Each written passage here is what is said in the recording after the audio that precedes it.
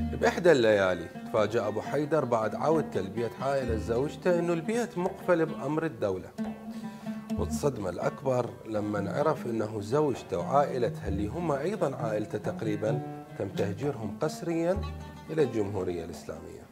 طبعا ما نقدر نجي بالنهار كذب، بالليل جيت لقيت البيت مضروب بلوك، اكو بيت بصفهم جيرانهم. سألت عليه قال بابا صفران صار هوايه، وزين انا وين اروح اصفران وين اندلاني؟ تو وين كنت بوقتها بس زوجك؟ كنت ببغداد، من ما ضل صفران كنت ببغداد. انا ما كنت التقي هناك من الخوف، ما كنت اروح هناك لان كنت مثل مراقب، خاف عم يصير لك على ذولا يصير لك عليه.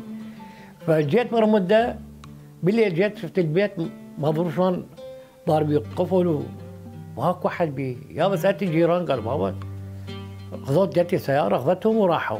وين راحوا؟ قالوا دزوهم لايران صفروهم.